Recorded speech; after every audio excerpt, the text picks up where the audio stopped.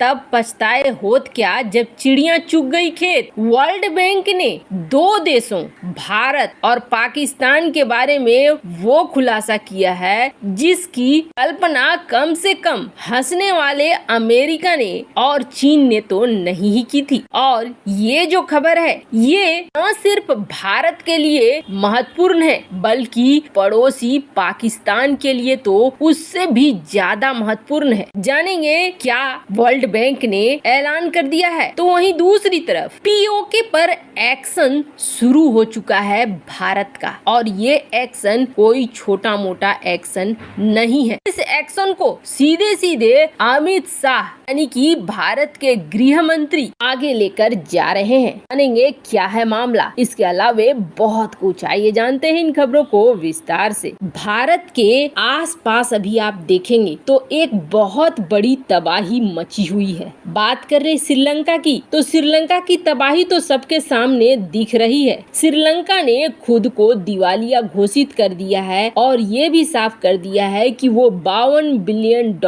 का कर्जा नहीं चुका पाएगा। अगर कर्जे को वापस लेना है तो श्रीलंका के रुपए में लो, और श्रीलंका के मुद्रा डॉलर के मुकाबले बहुत ज्यादा गिर चुकी है। और ये खबर सिर्फ श्रीलंका की नहीं है बल्कि नेपाल भी अब एक आर्थिक मंदी की तरफ बढ़ रहा है। खबरों को देखेंगे नेपाल के अंदर भी पैसे की समस्या, आर्थिक समस्या अब पैर पसार रही है। उसके बाद चलिए पड़ोसी पाकिस्तान, यहाँ तो तबाही पहले से ही है। और उसके बाद सबसे बड़ी अर्थव्यवस्था जो इस इलाके की है उसकी तरफ मुड़ते हैं तो वो है चीन। चीन में तबाही का आलम क्या है ये पिछले 2 दिन से हमने आपको खबरों में बताया हुआ है। और अब हालात ऐसे हो रहे हैं कि चीन अपने पूरे देश में राष्ट्रव्यापी लॉकडाउन लगाएगा। इतना बड़ा लॉकडाउन उतना ही बड़ा हानि, यानी यहाँ भी स्थिति है डामाडोल। लेकिन भारत की स्थिति इन सब के बीच में क्या है। वर्ल्ड बैंक ने दुनिया को चौंका दिया है भारत के बारे में खबर देकर। दरअसल भारत से पहले थोड़ी स्थिति देखिए पाकिस्तान की। पाकिस्तान के बुरे दिनों का कोई अंत नहीं है, ये साफ कर दिया है वर्ल्ड बैंक ने। वर्ल्ड बैंक ने ये कहा है कि पाकिस्तान की समस्या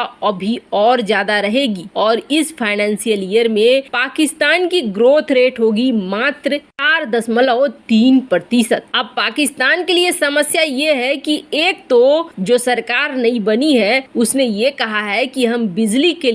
मेरा नाम नासर खान है, मैं कर्नाटका से हूँ। बेंगलोर वर्सेस पंजाब के दिन मैंने ये कहा है कि हम बिजली के लिए और पानी के लिए छूट देंगे, पेंशन देंगे और सैलरी बढ़ाएंगे। अब ऐसे में उनके लिए जब खुद ही खाने की दिक्कत है ये हालात और भी खराब होने वाले हैं। तो वहीं भारत की बात करें तो भारत के लिए भी वर्ल्ड बैंक ने ये कहा है कि हमने पहले अनुमान लगाया था 8.7% रहेगी जीडीपी ग्रोथ रेट, लेकिन अभी हमारा अनुमान है कि ये 8% होगी। 0.7% की कमी एक ठीक ठाक कमी है, लेकिन फिर भी भारत के हालात एशिया के इन बाकी देशों जैसे तो बिल्कुल भी नहीं है। इनकी तुलना में भारत इस वक्त सबसे अच्छा परफॉर्म कर रहा है और ये सब कुछ बदौलत है भारत की एक सही नीति, और भारत एक कृषि प्रधान देश है। इन दोनों के कारण देखेंगे हाल फिलहाल में भारत ने जिस तरीके से व्यापार पर फोकस किया है वो फोकस भारत को फायदा दिला रहा है। एशिया में इस वक्त अगर कोई स्थिर है और कोई आगे बढ़ रहा है तो वो भारत बढ़ रहा है। लेकिन ठहरिए, ये तो आर्थिक सुपर पावर बनने की बात हुई। अभी भारत का एक और बड़ा सपना है और वो सपना है अपनी जमीन को वापस लेना, पीओके को वापस लेना। क्या भारत अब उस तरफ बढ़ रहा है? तो आपको बता दें भारत उस तरफ बढ़ रहा है, ये साफ साफ दिख भी रहा है। पीओके को वापस लेने का ये सही समय है, ये भारत बहुत अच्छे से जानता है। इसलिए क्योंकि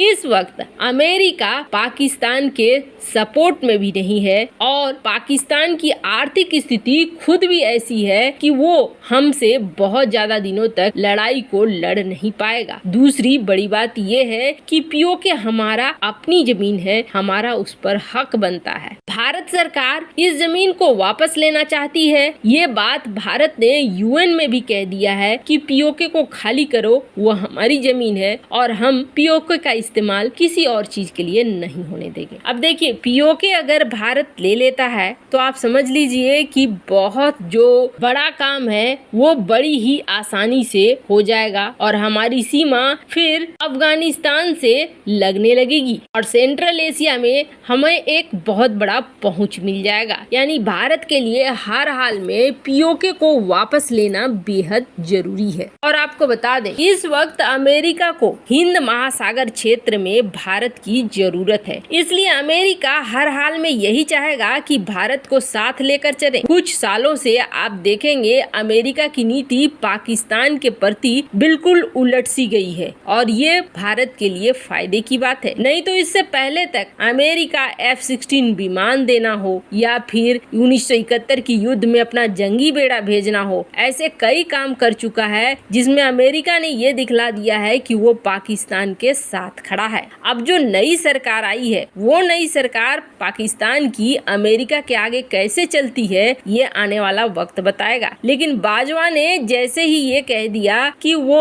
अमेरिका से मदद चाहते हैं, अमेरिका के साथ रिश्तों को वापस वैसा ही करना चाहते हैं, हम तो चीन की तरफ इसलिए झुके क्योंकि अमेरिका ने हमसे दूरी बना ली वगैरह वगैरह, तो ऐसा लगता है जैसे कि पाकिस्तान अब धीरे धीरे फिर से कोशिश करेगा कि अमेरिका से रिश्ते अच्छे हो जाएं। अभी जिस तरीके के दुनिया के हालात हैं, ये मौका भारत के लिए बहुत जरूरी है कि इसका इस्तेमाल कर ले पीओके को वापस लेने के लिए। भारत ने दो चीजें इस्तेमाल की, एक तो द कश्मीर फाइल से दुनिया को कश्मीर का सच भी बता दिया जो बेहद जरूरी था। वहीं दूसरी तरफ भारतीय गृह मंत्री अमित शाह ने अब इस मामले में आगे बढ़ते हुए एक संकल्प रैली का आयोजन किया है जो 8 मई को होने वाला है और ये संकल्प रैली होगी पाकिस्तान ऑक्यूपाइड जम्मू कश्मीर संकल्प रैली, यानी कि पीओके संकल्प रैली, और ये होने वाले हैं जम्मू में। इस संकल्प रैली में कौन कौन हिस्सा लेगा तो आपको बता दें, इसमें जो रिफ्यूजी पीओके से भाग कर आए हैं वो भी जो यहाँ जम्मू कश्मीर में सेटल हैं वो भी इसमें हिस्सा लेंगे। और इस रैली में भारत अपनी बात साफ करना चाहता है कि हमारी जमीन को जो तुमने कब्जाया है वो हमें वापस दो। आपको बता दें, ये यात्रा ऐसा नहीं है कि अभी ही प्लान किया गया था, ये यात्रा 2020 में भी होनी थी, 2021 में भी होनी थी, लेकिन उस समय महामारी ने अचानक इस तरीके से पैर फैला दिया कि इस यात्रा को किया नहीं जा सका। स्क्रीन पर आप देख सकते हैं आर्टिकल, ये भारत सरकार की एक बहुत बड़ी पहल है, एक बहुत बड़ा कदम है पीओके की तरफ। वैसे आपको क्या लगता है, भारत का ये एक्शन जरूरी है? कमेंट कर अपनी राय जरूर बताएं। जल्द मिलते हैं अगले वीडियो में नई खबर।